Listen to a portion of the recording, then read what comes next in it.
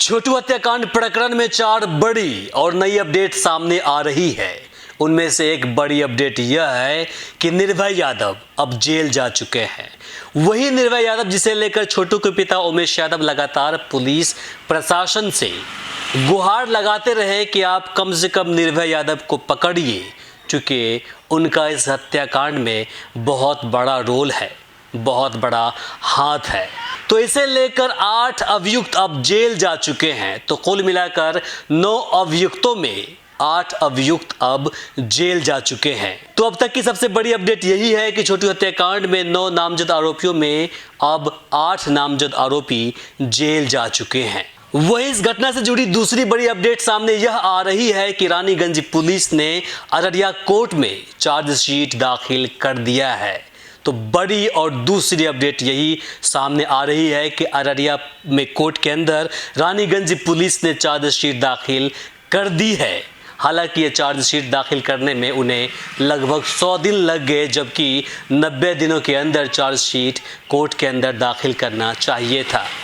इसे लेकर भी छोटू के पिता लगातार कभी एसपी के पास, कभी डीएसपी के पास, तो कभी इस क्षेत्र के एमपी प्रदीप सिंह के पास लगातार वो गुहार लगाते रहे कि कम से कम आप सुपरविज़न करवाइए और फिर चार्जशीट को कोर्ट में जल्दी से दाखिल करवाइए। आखिरकार 100 दिनों बाद रानीगंज पुलिस की आंखें खुली और लगभग 102 पन्ने की चार्जशीट अररिया कोर्ट में दाखिल कर दी है। वही तीसरी बड़ी अपडेट सामने यह आ रही है कि आरती की भाभी रूबी देवी, जिसे लगातार आरती इस हत्याकांड के मुख्य आरोपी के रूप में पेश करते आ रही है, उनका बेल अररिया सेशन कोर्ट ने रिजेक्ट कर दिया है। तो ये भी एक बड़ी खबर है।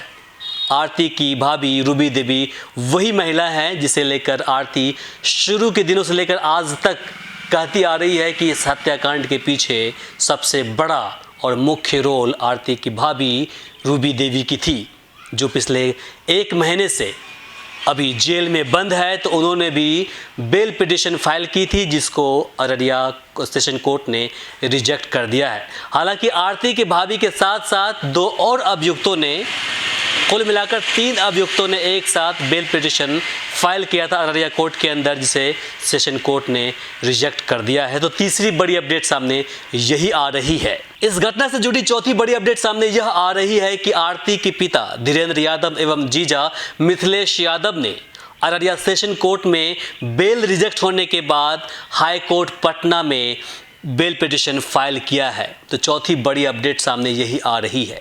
हालांकि हाई कोर्ट में कई सारे केस पहले से पेंडिंग है, जिसकी वजह से इनकी सुनवाई अभी नहीं हुई है। समय दिया गया है, लेकिन वहां इनकी सुनवाई होगी। इसे लेकर जब मेरी बात छोटू के पिता उमेश यादव से हुई थी, तो उनका कहना था कि हमने भी कमर कस ली है।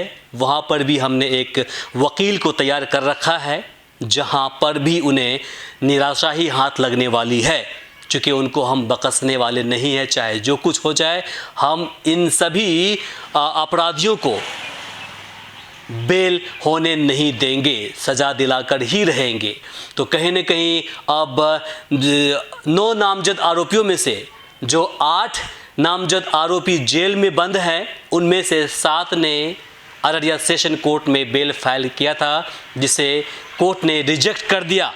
अब सभी के सभी धीरे धीरे वहाँ से निकलकर हाई कोर्ट को मूव कर रहे हैं, और हाई कोर्ट मूव करने के बाद कहीं न कहीं अब इस केस में कुछ नया मोड़ आने वाला है, क्योंकि वहाँ पर बहस होगी और जिनका पलड़ा भारी होगा, जिनके पास ज़्यादा सबूत होंगे, साक्ष्य होंगे, उसके बुनियाद पर फैसला मिलेगा, फैसला दिया जाएगा। अगर वहाँ भी आरोपियों का बेल अगर वहाँ पर खारिज कर देता है, तो वो सीधा पहुँचेंगे सुप्रीम कोर्ट। लेकिन उम्मीद यह जताई जा रही है कि जितने भी दोषी इस घटना से संबंधित हैं, सभी जेल में लंबे समय के लिए बंद होने वाले हैं। तो अभी तक की सबसे बड़ी 4 अपडेट यही थी, जिसे लेकर आपके सामने हम फिर से हाजिर हुए हैं। इससे संबंधित आगे भी आपको हम अपडेट देते रहेंगे। अगर कोई बड़ी घटना घटती है या फिर कोई बड़ा अपडेट सामने आता है, तो आपके लिए हम अवश्य लेकर आएंगे। हम चाहेंगे कि अगर आप इस चैनल पर नए हैं तो उसे सब्सक्राइब कर लें। अगर आप हमें फेसबुक पर देख रहे हैं तो पेज को फॉलो और लाइक अवश्य ही करें, ताकि जब भी हम कभी खबर को डालें आप तक सीधे पहुंच जाए और आप इस जानकारी से अवगत हो जाएं। साथ ही इस वीडियो को आप अधिक से अधिक शेयर कीजिए ताकि बाकी लोगों तक जानकारी पहुंच पाए, उन लोगों तक जानकारी पहुंच पाए जो इस घटना से जुड़े अपडेट जानना और सुनना चाहते हैं। तो फिलहाल के लिए मुझे इमरान को दीजिए यहीं पर इजाज़त। नमस्कार।